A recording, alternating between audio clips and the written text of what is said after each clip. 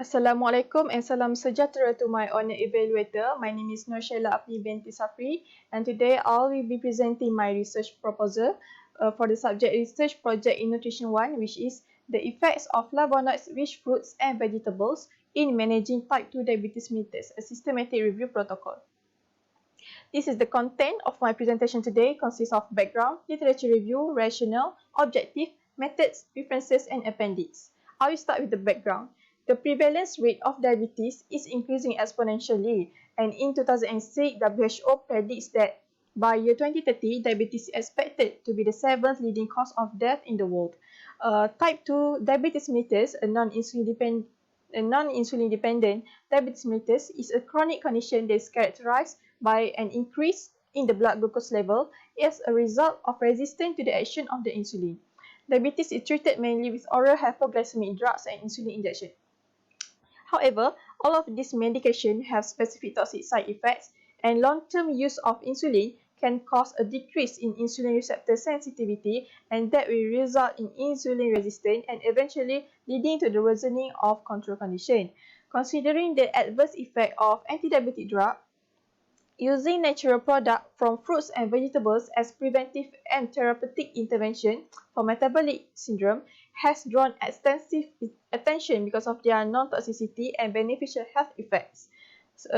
Basically, prevention of type 2 diabetes mellitus through diet is receiving a growing interest because of its polyphenolic compound, which is mainly flavonols, has become an important potential chemopreventive natural agent. For the literature review, Paquet et al. 2017 state that according to the International Diabetes Federation in 2013, up to 592 million people worldwide, which we can consider as 1 in 10 adults, will suffer from type 2 diabetes mellitus by the year 2035. Kajabisha et al. 2019 reported that type 2 diabetes mellitus is a disease that is characterized by an increase in fasting blood sugar levels. The incidence of type 2 diabetes mellitus is increasing, and this can be due to the insulin secretion abnormality or inadequate response to the insulin, or both of them. Su et al. 2018 reported that persons who develop type 2 diabetes mellitus are also at greater risk for cardiovascular disease, diabetic retinopathy, renal dysfunction, leg ulcers, and that will impose a tremendous burden on healthcare system.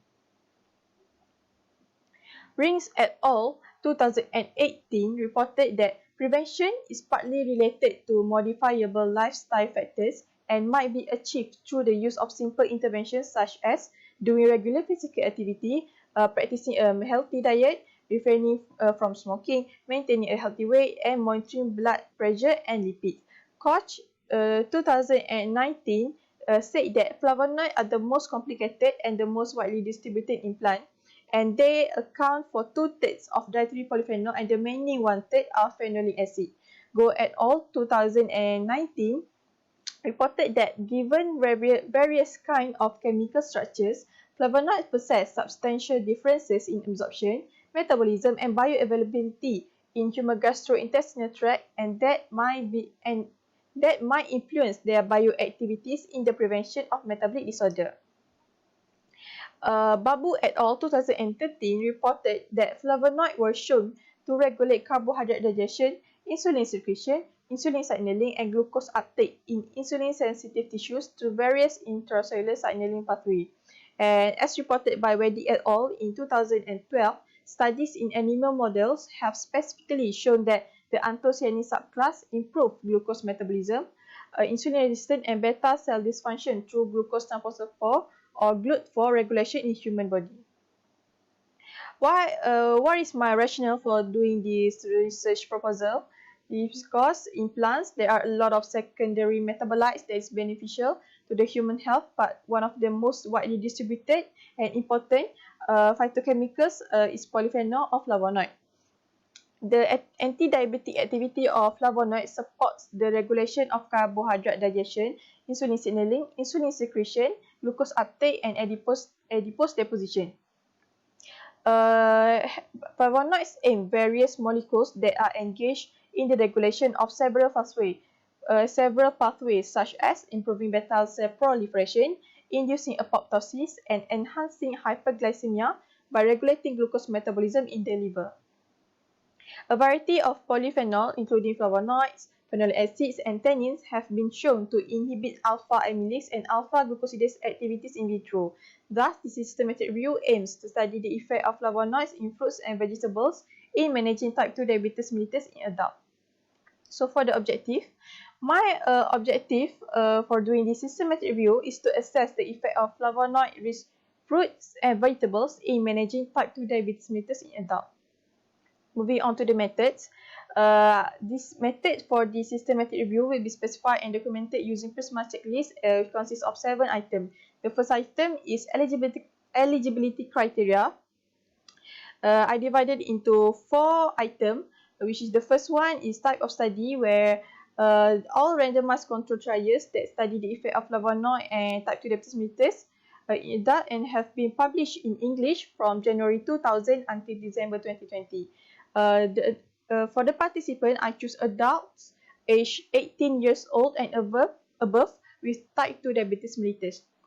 The intervention will be oral consumption of fruits and vegetables, and I will focus on total flavonoids. For the outcome, the primary outcome will be the blood glucose concentration, while secondary outcome will be the blood insulin concentration, insulin sensitivity, HbA1c, or other metabolic markers that related to glucose homeostasis. The second item is information sources, which the article will be searched through 2 electronic databases, which are PubMed and Scopus, and scanning reference list of article. The article will be chosen from January 2000 until December 2020, and the article must be published in English language. The third item is the search strategy. As I mentioned above, the literature survey will be systematically carried out using 2 electronic databases, which is PubMed and Scopus. And the articles must be published from January 2000 until December 2020. And the keyword that I use is flavonoids, bioflavonoids, total phenolic content, polyphenols, diabetes, type 2 diabetes mellitus, blood glucose, blood sugar, and insulin resistance. The fourth item is study selection. For the study selection, it will be carried out using the Prisma flow diagram. The first one, it will be the studies will be screened by the title and abstract, and the duplicated study will be removed. For the study that doesn't conform to eligibility criteria, it will be rejected. The selected studies will be included into the systematic review. The fifth item is data collection process. The 2 researchers, Nafisa Hussain and Noshal Amin Safri, will extract the data from article to make sure that the data is relevant to the research topic and match the eligibility criteria. Any disagreement between 2 researchers will be settled via consensus.